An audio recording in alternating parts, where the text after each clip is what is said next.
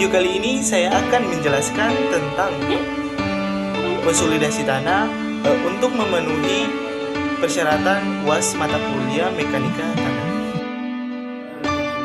Pengertian konsolidasi tanah adalah proses di mana tanah yang jenuh air secara bertahap mengalami kepadatan dan kehilangan airnya akibat beban yang diterapkan, baik dari bangunan, jalan, atau struktur lain.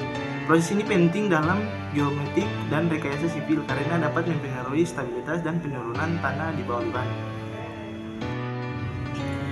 Faktor yang mempengaruhi konsolidasi tanah adalah yang pertama, jenis tanah. Jenis tanah itu lempung biasanya mengalami konsolidasi yang lebih lambat dibandingkan dengan tanah pasir karena pori-porinya lebih kecil dan permeabilitasnya lebih rendah. Yang kedua, kandungan air. Kandungan air tanah yang lebih jenuh dengan air akan mengalami konsolidasi yang lebih lambat karena air dalam pori-pori tanah harus dikeluarkan terlebih dahulu sebelumnya tanah dapat memadat. Dan poin ketiga, tekanan beban. Semakin besar beban yang diterapkan, semakin cepat dan signifikan proses konsolidasi terjadi. Poin yang keempat, permeabilitas tanah. Tanah dapat mempermeabilitas tinggi, misalnya pasir memungkinkan air keluar lebih cepat sehingga konsolidasi terjadi lebih cepat.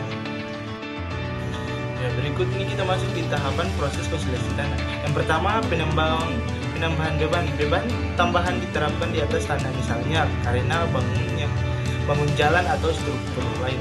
Yang kedua, kenaikan tekanan air. Proses beban tersebut menyebabkan peningkatan tekanan air proses dalam tanah karena air dalam pori-pori tanah menunggu beban sementara tanah partikel belum mengatur diri. Yang ketiga, air keluar dari tanah. Secara bertahap air mulai mengalir keluar dari pori-pori tanah menuju area dengan tekanan yang lebih rendah. Karena air keluar, tekanan proses menurun. Yang keempat, pengaturan ulang partikel tanah. Saat ini air mengalir pori-pori partikel tanah mulai bergerak lebih dekat satu sama lain, menyebabkan pemadatan. Yang kelima, penurunan tanah. Settlement akibat dari pemadatan tanah mengalami penurunan atau settlement. Proses ini bisa berlangsung dalam sebulan, bisa berlangsung dalam berbulan-bulan atau bahkan bertahun-tahun tergantung pada konsolidasi tanah dan lingkungan. Selanjutnya kita masuk di jenis-jenis konsolidasi tanah. Yang pertama, konsolidasi primer. Ini adalah proses utama di mana air poros keluar dari tanah karena adanya tekanan beban menyebabkan pemadatan dan penurunan tanah.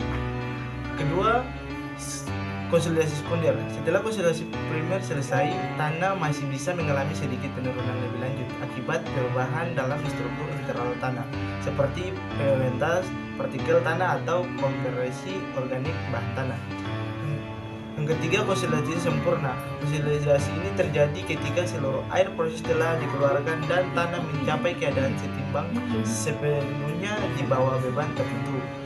Keempat, konsolidasi rekonsolidasi. Proses ini mengacu pada tanah yang pernah mengalami tekanan yang lebih tinggi di masa lalu dan telah memadat sebelumnya. Berikut ini pengujian dan konsolidasi dan maksud dan tujuan percobaan.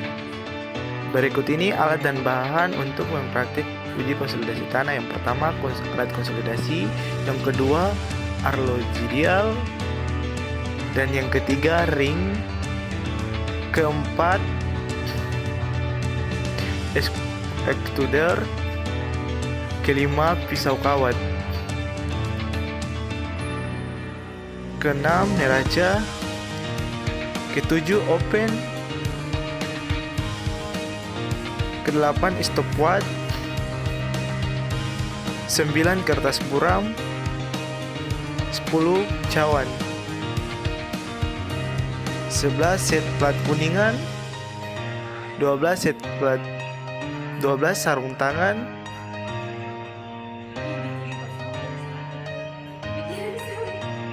13, sanglet tanah.